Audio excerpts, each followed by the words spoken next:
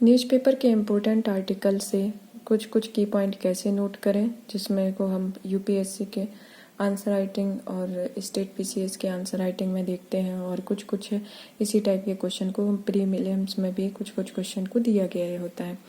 जैसे कि ये पहला वाला जो इस बार आर्टिकल आया गया है, आर्टिकल ये क्यों इतना ज़्यादा इम्पोर्टेंट है, क्योंकि 2023 को अंतर्राष्ट्रीय मोटा अनाज वर्ष घोषित किया गया है। इसमें आर्टिकल में इसके बारे में बताया गया है कि अंतर्राष्ट्रीय संयुक्त राष्ट्र संघ की क्या रिपोर्ट है, रिपोर्ट के बारे में भी कुछ कुछ चीज़ें दी गई हैं। और जैसे कि अंतर्राष्ट्रीय हमने इसको नोट डाउन किया हुआ है की पॉइंट के रूप में। जैसे कि संयुक्त राष्ट्र द्वारा प्रकाशित the state of food security and nutrition in the world report 2022 के अनुसार 2021 में भारत की 22.4 करोड़ आबादी कुपोषण और भूख की समस्या का सामना कर रही थी। दुनिया में कुपोषण की चुनौती का सामना करने वाले लोगों की संख्या 76.8 करोड़ थी। जैसे कि इसमें भारत की स्थिति अंतर्राष्ट्रीय रिपोर्ट के थ्रू दी गई है, और इसे मोटे अनाज को पोषण शक्ति का केंद्र कहा जाता है। इसमें प्रमुख अनाज जैसे ज्वार, बाजरा, रागी, चीना, कोदू, सावा, कुटकी, कुट्टू और चौलाई है। इसमें देख सकते हैं कुछ क्वेश्चन जैसे यूपीएससी में पूछे जाते हैं। यूपीएससी में कुछ क्वेश्चन पूछे जाते हैं, जैसे एक क्वेश्चन आया हुआ था 2023 में कि निम्नलिखित में से कौन सी फसल न्यूनतम जलदक्ष या लीस्ट वाटर एफिशिएंट फसल है। इसमें पहला ऑप्शन था गन्ना, दूसरा सूरजमुखी, तीसरा बाजरा, चौथा डी। इसका उत्तर होगा गन्ना। इसी तरह के क्वेश्चन 2018 में भी हमें एक देखने को मिला, जो उस टाइम पे यही मुद्दा चल रहा था कि न्यूनतम कैबिनेट जो मुद्दा चलता है उसी से रिलेटेड क्वेश्चन यूपीएससी में पूछे जाते हैं। जैसे कि इसमें आया था कि निम्नलिखित पर विचार कीजिए।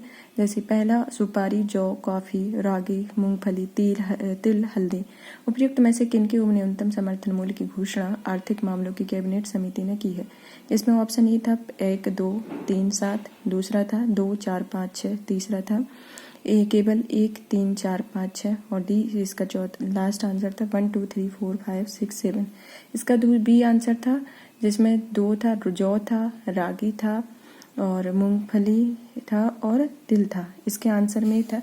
इसी तरीके से यूपीएससी क्वेश्चन पूछ सकता है कि प्रमुख पोषक अनाज में कौन कौन से आते हैं, और इसको जिस तरीके से इसके ये ऑप्शन दिए गए हैं वैसा ही इसको देख के आगे वो क्वेश्चन पूछा सकता है।